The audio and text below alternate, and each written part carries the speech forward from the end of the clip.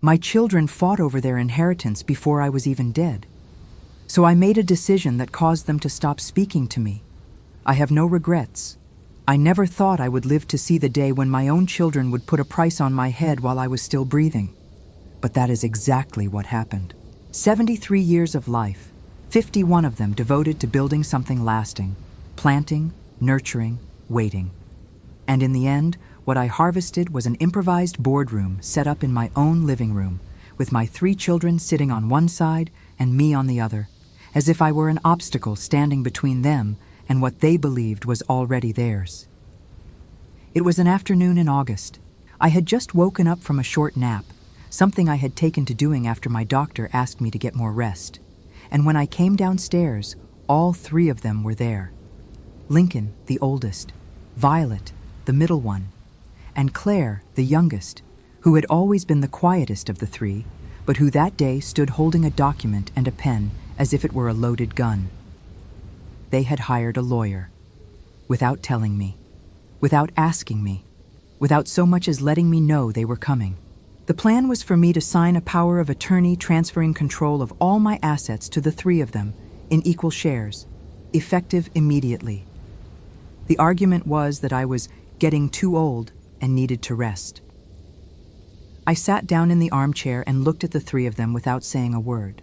I wasn't furious. I wasn't panicking. It only took me a few minutes to understand what I was looking at. This wasn't a conversation about inheritance. It was a portrait of who my children had become while I was busy believing in the people I wished they were. Lincoln talked about estate planning.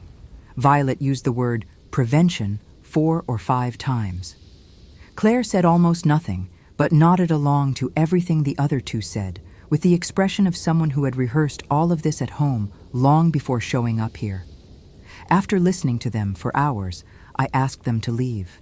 The lawyer gathered up the papers in a hurry, the way someone does when they know they are standing on ground they should never have set foot on.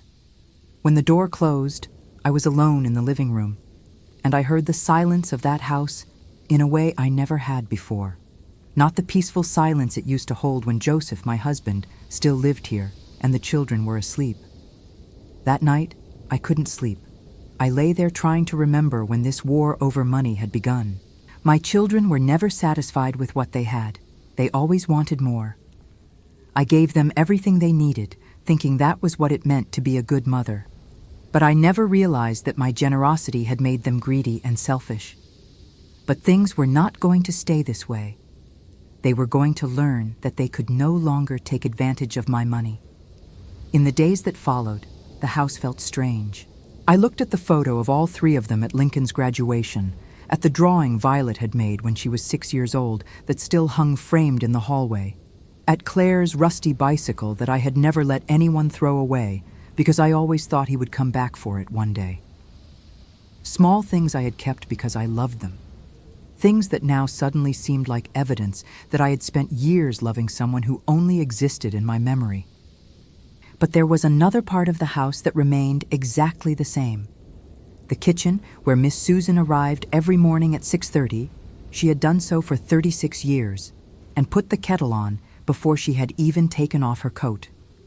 The garden that Mr. Hudson trimmed every Monday and Thursday, wearing that worn straw hat that I had offered to replace more than once, and that he always declined with a smile. And Anna, who cared for my clothes and my daily routine with gentleness and devotion. 3 people who had been part of my life for more than 30 years and who, in all that time, had never asked for more than what we had agreed upon. They were never late without letting me know. They were never absent on the hard days. When Joseph died, it was Miss Susan who stayed by my side in the kitchen at 3 in the morning because I couldn't sleep and didn't want to wake my children. She was the one who warmed the milk, who said nothing, who simply stayed there. My children that week left on the 3rd day after the funeral because they had obligations. I began paying attention in a way that, I'm ashamed to admit, I never had before. Miss Susan had a granddaughter with a heart condition who needed surgery. She had never told me.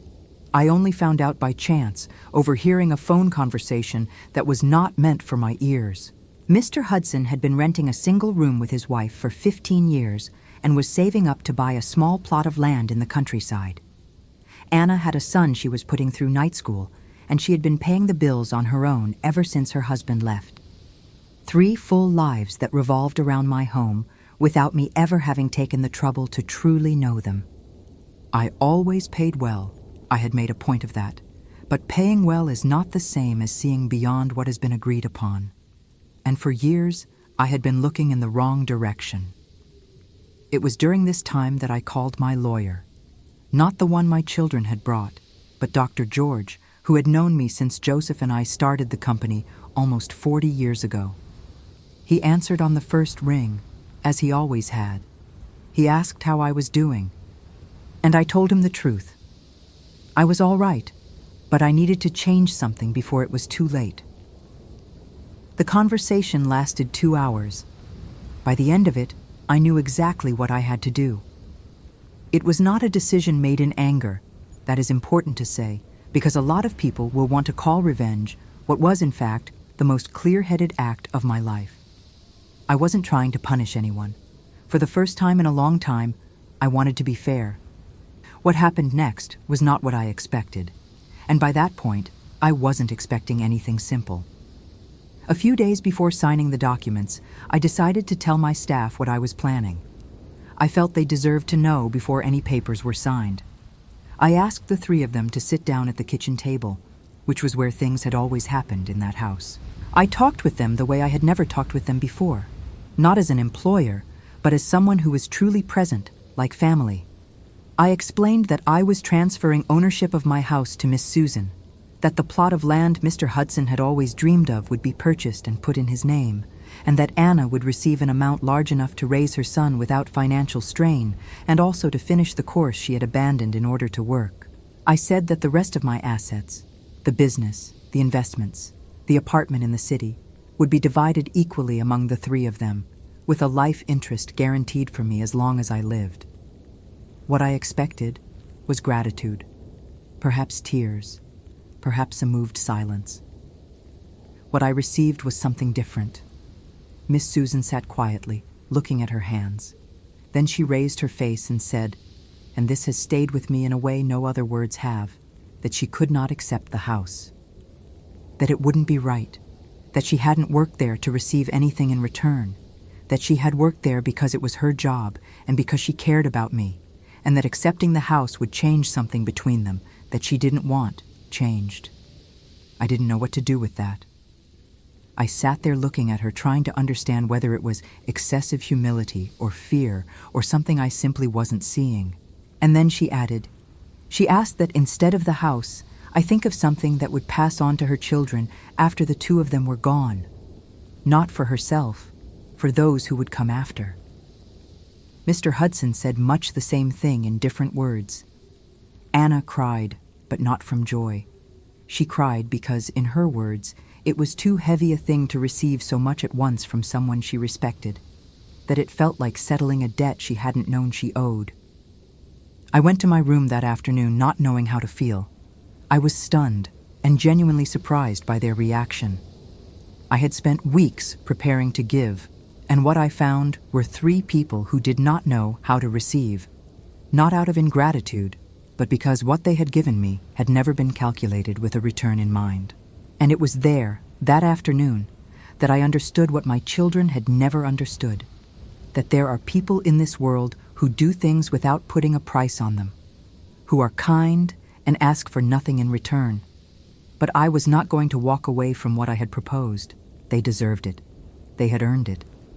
Their loyalty was worth more than my estate could ever repay. I insisted one more time. I told them it was my last wish while I was still alive, that they were my employees, but that they deserved to spend the rest of their days living comfortably. I asked them to think of their children, of their families. The documents were signed on a morning in October, with Dr. George, a witness, and the 3 of them sitting across the table from me. My children found out that same day. Lincoln called first. I let the phone ring. Violet sent a message saying I had acted impulsively and that we needed to talk. Claire never reached out.